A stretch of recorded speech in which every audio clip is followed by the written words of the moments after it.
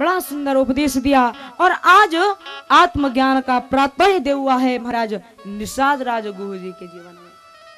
प्रातः होते मेरे राम ने बर के पेड़ का दूध मंगाया, अपनी जटाइयों को धोया, विकेशों को धोया और जटाएं बनाई। अब जैसे सुमंत जी ने देखा, देखी सुमंत नयन जल छाए, सुमंत जी ने देखा, नेत्रों से अश्रु निकल आए।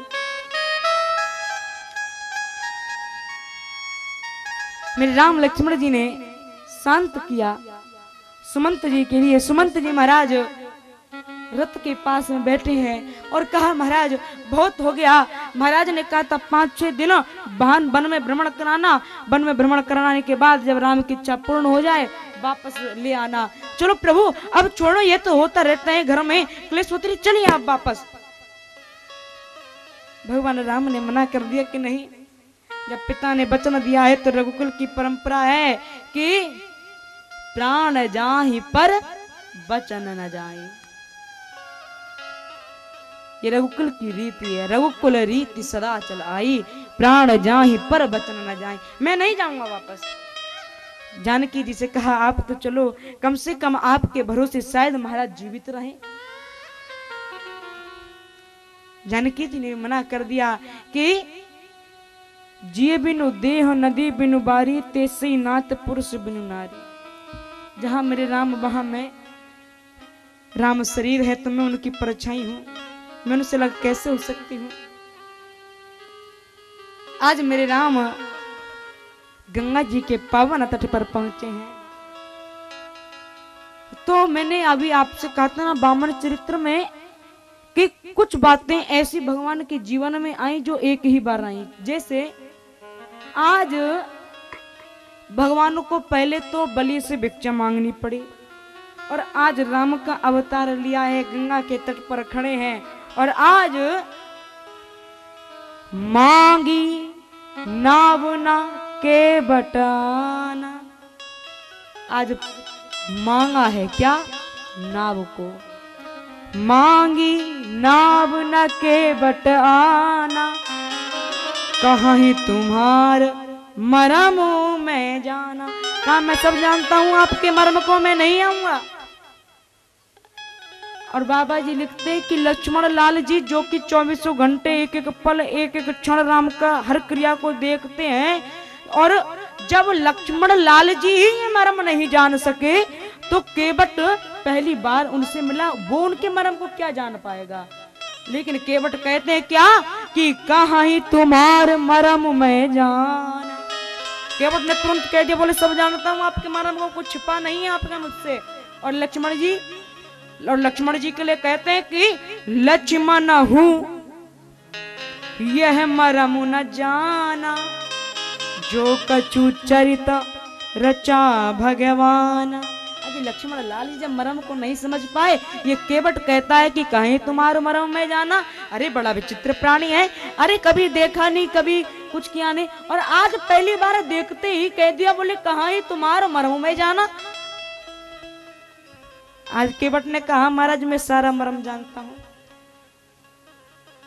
इसीलिए आज अगर आप सोचें कि मेरे नाम के अलावा दूसरी नाम आपके लिए आएगी, अपने दिमाग से ही निकाल दो।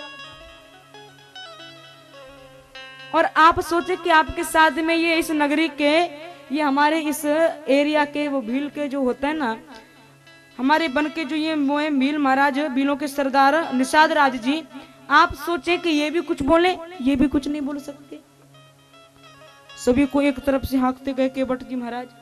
भक्ति में वो ताकत है कि भगवान को भी डांट लगा दे, बोलो जी राधे राधे। जब प्रेम कर सकते तो डांट भी सकते हैं। अब नारद जी महाराज को जब मोह हुआ था, किससे? विश्व मोहिनी से।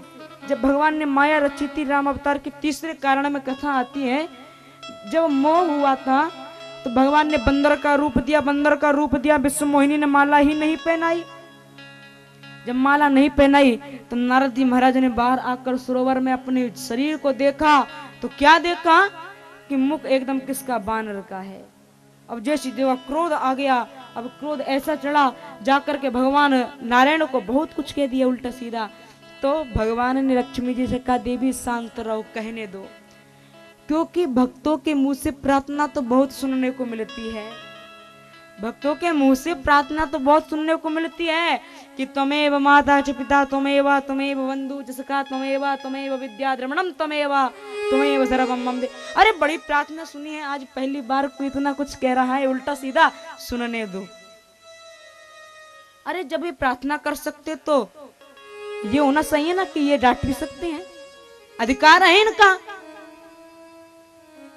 आज केवट जी एक तरफ से सभी को डांटते हुए जा रहे हैं, हकते हुए जा रहे हैं कि निषाद राज्य कुछ नहीं कह सकते। कारण एक बार महाराजा निषाद जब वन में भटक गए थे, प्यास लगी, जब प्यास लगी तो केवट ने जल पिलाया, केवट ने रास्ता बताया, तब दूसरे वर से निकलकर अपने वन में आए। तो उन्होंने कहा था वर मांगो, तो उन्होंने कहा 2 वर मांगूंगा, लेकिन अभी नहीं समय आने पर।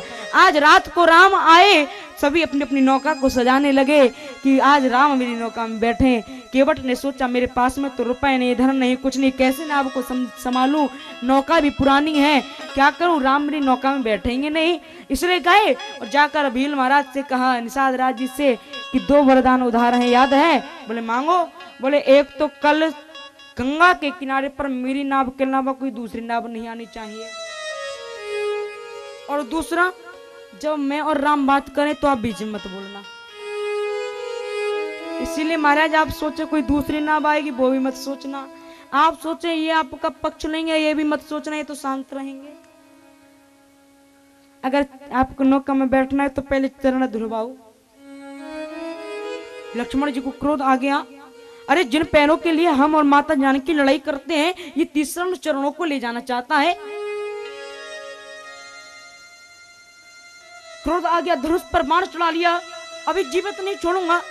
तो कहा मारिए प्रभु, मेरा तो बड़ा अहो सौभाग्य, अरे मैं तो यही चाह रहा हूं आप मुझे मारे। अरे आपके हाथों से मरूंगा, राम मेरे समक्ष हैं, और आपके हाथों से मरूंगा गंगा जी में गिरूंगा, गंगा जी में मेरे गिरूंगा तो मेरा तो मोक्ष वैसे ही हो जाएगा। बोलो राधे राधे, मेरे तो दोनों हाथों में लड्डू हैं।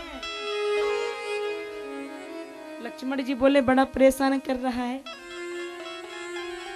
चल दिए, चरणों को धोया, नौका में बैठाया, पार किया है नौका को, दूसरी पार पहुंचा करके विदाई के स्वरूप मुद्रिका देनी चाहिए, नहीं ली मुद्रिका। जब मुद्रिका नहीं ली तो भगवान से केवल इतना कहा, बोले कि आज आपने मुझे नौका में बैठाया है, कभी मैं भी तुम्हें अपनी नौका में बैठाऊंगा। कारण अब जब भगवान मुद्रिका दे रहे थे ना, तो केवट ने क्या कहा मालूम है कि प्रभु आपकी और मेरी जाति तो एक ही है। अरे कहां भगवान राम क्षत्रिय और कहां केवट बानिक चलाने वाला, पानी वो नाव चलाने वाला नाविक। और लेकर अब कह दिया, बोले आपकी और मेरी जाति तो एक ही है, काम भी एक है। बोले वो कैसे? भगवान राम ने कहा कि वो कैसे? अब केवट जी बोले कि मैं लोगों को गंगा पार करता हूं अपनी नौका से, और जो आपका नाम लेते हैं आप भवसागर से पार करते हो। बोलो राधे राधे। तो महाराज अपना काम तो एक हुआ, अब कहते हैं ना वो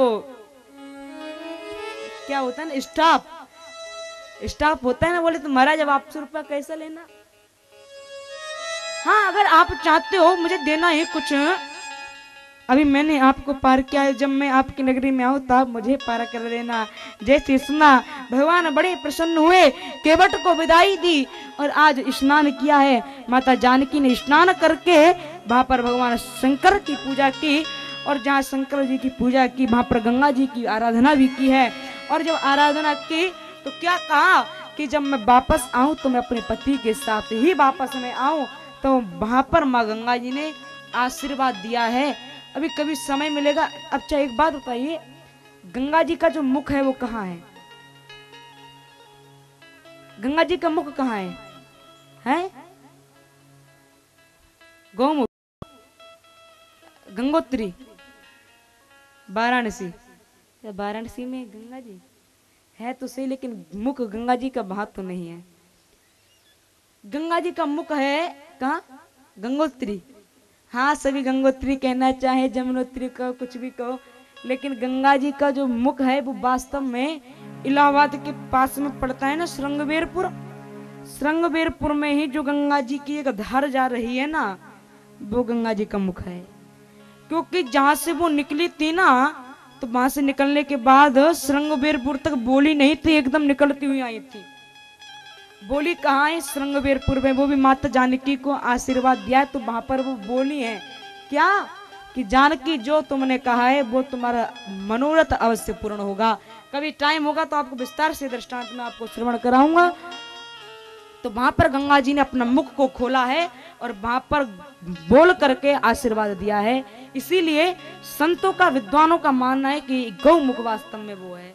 कहने को गौमुख गंगा जी जहां से निकली उसको भी कहते हैं, लेकिन जहां पर बोला है असली गौमुख वही माना जाए।